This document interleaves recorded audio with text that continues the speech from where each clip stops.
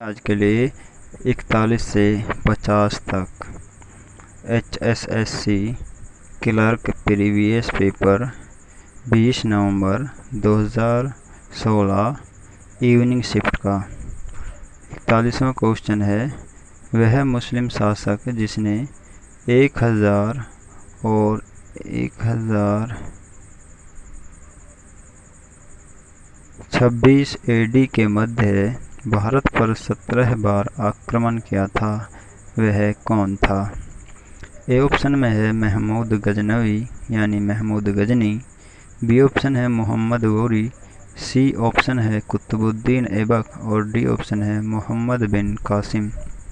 आपका right answer है A option यानी महमूद गजनी ने 1000 और 1026 के बीच में यानी 1000 से 1026 AD ईस्वी पूर्व के मध्य यानी 1000 से 1026 के मध्य भारत पर 17 बार आक्रमण किया था। देखते हैं डिटेल इसके बारे में। वास्तव में गजनवी ने 17 बार भारत पर हमला किया। उनके हमलों का मुख्य कारण धन संपत्ति का आकर्षण था, यानी धन संपत्ति अधिक थी और इसी के आकर्षण के कारण उसने हमला किया। 1000 ईस्वी में महमूद गजनी का पहली बार आक्रमण आधुनिक अफगानिस्तान और पाकिस्तान पर था, यानी जो फिलहाल अफ़गानिस्तान और पाकिस्तान हैं उन पर शुरू का आक्रमण महमूद गजनी का था। और शुरू में उन्होंने हिंदू शासक जयापाला को हराया और ये जो जयापाला जो हिंदू शासक थे, इन्होंने क्या किया, बाद में खुद आत्महत्या कर ली। और 1025 में यहाँ पर गजनी ने सोमनाथ पर हमला किया था, जो उसका अंतिम हमला यहाँ पर बताया जाता है भारत पर। 42वां क्वेश्चन है, किस युद्ध क्षेत्र में मोहम्मद गौरी और पृथ्वीराज चौहान की सेनाओं का सामना हुआ? यानी ऑप्शन में से कौन सा युद्ध, किस नाम का युद्ध है जिसमें मोहम्मद गौरी और पृथ्वीराज चौहान की सेनाएं आमने सामने थी? तो ए ऑप्शन है तराइन का युद्ध, बी ऑप्शन कुरुक्षेत्र का युद्ध, सी ऑप्शन हल्दी घाटी का युद्ध और डी ऑप्शन है आपका पानीपत का युद्ध। तो यहाँ पर आपका राइट आंसर होगा तराइन का युद्ध में क्या था, पृथ्वीराज चौहान की सेना एक तरफ थी, दूसरी तरफ मोहम्मद गौरी की सेना थी। तो यहाँ पर आपका राइट आंसर होगा ए ऑप्शन यानी कि तराइन। इसके बारे में देखते हैं डिटेल से। 1191 में मोहम्मद गौरी ने खैबर दर्रे से होते हुए भारत की ओर प्रस्थान किया। ठीक है, तो 1191 में क्या हुआ, मोहम्मद गौरी ने खैबर दर्रे के रास्ते भारत की ओर प्रस्थान किया, यानी भारत की तरफ वो आया खैबर दर्रे से और बठिंडा के एक किले पर कब्जा कर लिया। और उस रास्ते से आया तो रास्ते में उसे को कौन सा बठिंडा का एक किला मिला और उस पर उसने आते हुए कब्जा कर लिया। यह किला पृथ्वीराज चौहान के राज्य के उत्तर पश्चिमी सीमा पर था। और जो ये बठिंडा का जो किला था ये उत्तर पश्चिम सीमा पर था पृथ्वीराज चौहान के राज्य के, जो वहाँ पर पृथ्वीराज चौहान राज करता था उसकी सीमा के ये उत्तर पश्चिम में ये किला था।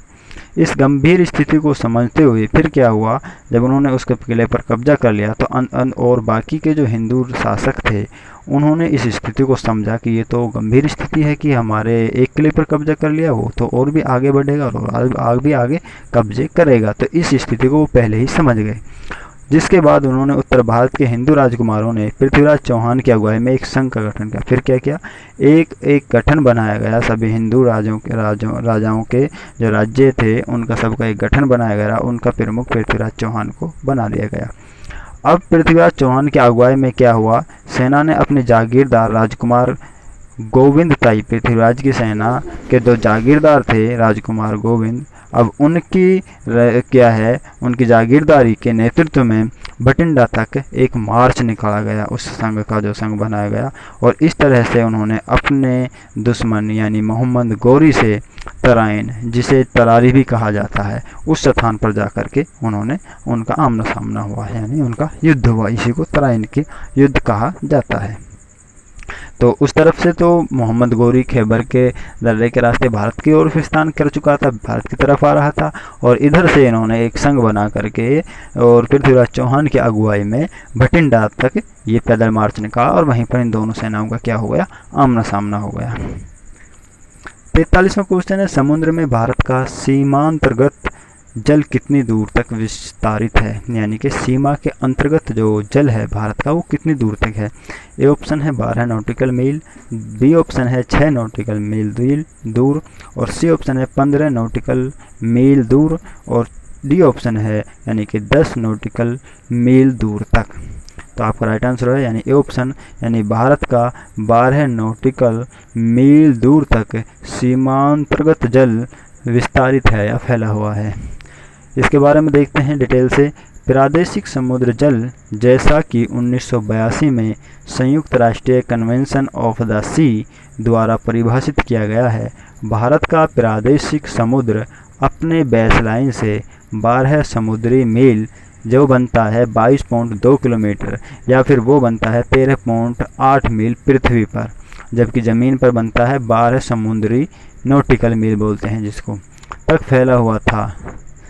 अगला देखते हैं 44वां क्वेश्चन है, निम्नलिखित में से कौन सा भारतीय राज्य नारियल का अग्रणी उत्पादक है। तो ए ऑप्शन है गोवा, बी ऑप्शन है कर्नाटक, सी ऑप्शन है तमिलनाडु, और डी ऑप्शन है आपका महाराष्ट्र। आपका राइट आंसर होगा तमिलनाडु, यानी तमिलनाडु में भारत का 31% नारियल यानी सबसे अधिक नारियल भारत में उगाया जाता है, यानी उत्पादन तमिलनाडु नारियल का करता है। देखते हैं डिटेल से। नारियल भारत में 21 लाख से अधिक क्षेत्रों में एक बड़े क्षेत्र में उगाया जाता है। ये लगभग 21 लाख से ज़्यादा क्षेत्रों में उगाया जाता है और जो एक बहुत बड़ा क्षेत्र है। भारत में 15 से अधिक राज्यों और केंद्र शासित प्रदेशों में नारियल का उत्पादन किया जाता है। भारत में क्या है, टोटल जो राज्य हैं 29 हैं, और इसमें से 15 से अधिक राज्यों या फिर केंद्र शासित प्रदेशों में क्या है, नारियल का उत्पादन किया जाता है। सभी नारियल उत्पादक राज्यों में अब क्या है, जितने भी 15 से अधिक राज्य हैं जिनमें नारियल का उत्पादन किया जाता है, उनमें सबसे अधिक तमिलनाडु जो है भारत में उत्पादन करता है नारियल का, जो 31% से अधिक की हिस्सेदारी रखता है इस उत्पादन में अपनी। तो तमिलनाडु, केरल और कर्नाटक और आंध्र प्रदेश, और इसके अलावा और ये जो स्टेट हैं मुख्य स्टेट वो हैं केरल, कर्नाटक और आंध्र प्रदेश। ये भी भारत के जो अग्रणी राज्य हैं उनके उत्पादन में ये भी 4 राज्य आते हैं, और इन राज्यों में देश में उत्पादित कुल नारियल का 90% से अधिक हिस्सा है। यानी कि अकेले तमिलनाडु में देखें तो 31%, जबकि अगर 4 राज्यों को और 3 राज्य और मिला देश में केरल, कर्नाटक, आंध्र प्रदेश, तो इन चारों का भारत में जो 15 से अधिक राज्यों में जो उत्पादन होता है उसमें से इन 4 राज्यों का 90% है। बाकी जो है 11-12 जो राज्य हैं उनमें 10% नारियल उगाया जाता है। तो आपका राइट आंसर होगा यहाँ पर तमिलनाडु। 45वां क्वेश्चन है यहाँ पर, निम्न किस राज्य या फिर संघ शासित प्रदेश या फिर केंद्र शासित प्रदेश क्षेत्र में एक सम्मिलित उच्च न्यायालय है। ठीक है, तो यहाँ पर यह ऑप्शन है ए ऑप्शन उत्तर प्रदेश तथा बिहार, बी ऑप्शन है दिल्ली और हरियाणा, सी ऑप्शन है पंजाब, हरियाणा तथा चंडीगढ़, और डी ऑप्शन है आपका कर्नाटक तथा केरल। तो यहाँ पर आपका राइट आंसर होगा सी ऑप्शन, यानी पंजाब, हरियाणा तथा चंडीगढ़। ये तीनों ही क्या है, तीनों ही राज्य हैं, 2 राज्य हैं इसमें और एक केंद्र शासित प्रदेश है, और तीनों का ही जो उच्च न्यायालय है वो चंडीगढ़ में है। ठीक है, तो इसके बारे में डिटेल से देखते हैं। यहाँ पर पंजाब, हरियाणा तथा चंडीगढ़ उच्च न्यायालय एक कॉमन न्यायालय है। पंजाब, हरियाणा और चंडीगढ़ का जो उच्च न्यायालय है एक कॉमन या फिर उसको उभय भी कह सकते हैं हिंदी में, उभय न्यायालय है। यह केंद्र शासित प्रदेश चंडीगढ़ में स्थित है, और ये कहाँ पर स्थित है, ये चंडीगढ़ में स्थित है जो कि एक केंद्र शासित प्रदेश है। अब इसके बारे में और देखते हैं डिटेल। 28 नवंबर 2019 तक उच्च न्यायालय में 56 न्यायाधीश थे। यह क्या था, यहाँ पर 28 नवंबर 2019 तक अगर देखें तो उच्च न्यायालय में 56 कुल न्यायाधीश थे, जिनमें 17 अस्थायी न्यायाधीश भी शामिल थे, और उनमें 39 क्या थे, स्थायी न्यायाधीश थे। और इसके बारे में थोड़ा इतिहास देखते हैं। पिछले जजों में जगदीश सिंह खेहर ये मुख्य नाम है, और रंजन गोगोई ये 2 क्या हैं, ये मुख्य नाम है इन न्यायाधीशों के, जो आगे चल करके सर्वोच्च न्यायालय में क्या मुख्य न्यायाधीश बने, जिन्हें भारत के सर्वोच्च न्यायालय में स्थानांतरित किया गया और वे भारत के मुख्य न्यायाधीश बने। यानी 2 ये जो न्यायाधीश हैं ये चंडीगढ़ हाई कोर्ट में रहे, और उसके बाद में क्या है, ये सर्वोच्च न्यायालय के मुख्य न्यायाधीश बने। 46वां क्वेश्चन है, किस राज्य का पृथक संविधान है, यानी कि अलग संविधान है जो अब नहीं है। ए ऑप्शन है केरल, बी ऑप्शन है असम, सी ऑप्शन है मेघालय और डी ऑप्शन है जम्मू कश्मीर। तो आपका राइट आंसर होगा डी ऑप्शन यानी कि जम्मू कश्मीर। जब ये क्वेश्चन पूछा गया था 2016 में, तो उस वक्त तक भी क्या था, जम्मू कश्मीर का अलग संविधान था। देखते हैं इसके बारे में डिटेल से। जम्मू कश्मीर भारत का एकमात्र ऐसा राज्य है जिसका एक अलग संविधान है। भारत के संविधान के अनुच्छेद 370 में कहा गया है कि भारत की संसद और केंद्र सरकार के अधिकार क्षेत्र का विस्तार जम्मू और कश्मीर राज्य के संबंध में सीमित मामलों में है। यानी कुछ ही मामलों हैं जिनमें क्या है, संघ या फिर केंद्र के या फिर भारत का जो संविधान है वो उस पर लागू होता है जम्मू कश्मीर पर 370 के अनुसार। कुछ ही ऐसे मामले हैं, यानी सीमित मामले हैं जो वो बाध्य है यहाँ पे जो हमारे भारत का संविधान है उसको मानने के लिए। बाकी उसका सारा जो संविधान है वो उसका अलग है। तो इससे उलट अगर देखते हैं हम, तो 5 अगस्त 2019 से क्या हुआ कि जो भारत का जो राष्ट्रपति था 5 अगस्त 2019 से उसका आदेश यानी CO 2072 के अनुसार, संविधान के अनुसार उसके राष्ट्रपति के आदेश के द्वारा क्या हुआ कि अन्य राज्यों की तरह जम्मू कश्मीर पर भी भारत का संविधान क्या है, लागू होगा। यानी कि एक तरीके से इस 370 जो धारा थी इसको हटा दिया गया। 47वां क्वेश्चन है, किस वर्ष में प्रथम बार बैंकों को राष्ट्रीयकृत किया गया था? तो यहाँ पर आपका सबसे पहले जो था, पहले जो RBI था, रिजर्व बैंक ऑफ इंडिया, उसको इम्पीरियल बैंक था वो, सबसे पहले उसका नाम जो है चेंज किया गया, यानी कि राष्ट्रीयकरण किया गया एक तरीके से। जबकि आज़ादी के बाद जो सबसे पहले जो बैंकों का राष्ट्रीयकरण किया गया था वो 1969 में किया गया। तो ए ऑप्शन है आपका 1947, बी ऑप्शन है 1969, सी ऑप्शन है 1951 और डी ऑप्शन है 1980। आपका राइट आंसर होगा बी ऑप्शन यानी कि 1969। इसके बारे में देखते हैं डिटेल से। 19 जुलाई 1969 को इंदिरा गांधी क्या जो उस समय प्रधानमंत्री और वित्त मंत्री दोनों थी। तो ये काम कब हुआ था, ये राष्ट्रीयकरण हुआ था 19 जुलाई 1969 को। उस समय इंदिरा गांधी क्या थी, वो प्रधानमंत्री भी थी और उन्होंने वित्त मंत्रालय भी अपने ही अंडर ले रखा था। तो दोनों ही वित्त मंत्री भी और प्रधानमंत्री भी इंदिरा गांधी थी। फिर क्या हुआ, उन्होंने देश के 14 सबसे बड़े निजी बैंकों का राष्ट्रीयकरण करने का निर्णय ले लिया। तो ये इसके बारे में और आगे देखते हैं। ये तो आपके क्वेश्चन के जो डिटेल ऑप्शन है उसके बारे में डिटेल हो गई। यानी कि 19 जुलाई 1969 को इंदिरा गांधी जो उस समय भारत प्रधानमंत्री और वित्त मंत्री दोनों थे, उन्होंने देश के 14 सबसे बड़े निजी बैंकों का राष्ट्रीयकरण करने का निर्णय ले लिया। अब इससे पहले के बारे में और देखते हैं थोड़ा सा 1955 के बारे में। तो 1955 में क्या था, इम्पीरियल बैंक का राष्ट्रीयकरण और नाम बदलकर भारतीय स्टेट बैंक कर दिया गया था। तो 1955 में इसका नाम चेंज हुआ था, जो इम्पीरियल बैंक थी उसका नाम रख क्या था, RBI रख दिया गया। या फिर इस तरह कह सकते हैं कि RBI का पहले नाम क्या था, इम्पीरियल बैंक था। जबकि राष्ट्रीयकरण इसका पहला 19 जुलाई 1969 को 14 बैंकों का राष्ट्रीयकरण हुआ था, निजी बैंकों का। 48वां क्वेश्चन है, भारत में स्टॉक एक्सचेंज के कार्यकलापों की निगरानी कौन सी संस्था करती है? तो सेबी जो है भारत में स्टॉक एक्सचेंज के जितने भी कार्यविधि हैं, क्रियाकलाप हैं, उन सब पर क्या है, निगरानी रखती है। ए ऑप्शन यहाँ पर देखते हैं UTI, B option SEBI, C option RBI और डी ऑप्शन NDC। तो आपको राइट आंसर होगा बी ऑप्शन यानी कि सेबी स्टॉक एक्सचेंज कार्यकलापों की भारत में क्या है, निगरानी रखती है। इसके बारे में देखते हैं डिटेल से। इसका हिंदी में अगर हम अनुवाद करें तो भारतीय प्रतिभूति और विनिमय बोर्ड यानी सेबी को हिंदी में क्या बोलेंगे, भारतीय प्रतिभूति और विनिमय बोर्ड भारत में प्रतिभूति बाजार के विकास और विनिमय से संबंधित सभी मामलों से निपटने के लिए नियामक संस्था है। ये क्या है, एक संस्था है और ये बाजार के विकास, प्रतिभूति बाजार के विकास और विनियमित से संबंधित जितने भी चीज़ें हैं सबसे निपटने के लिए ये एक संस्था है भारत में।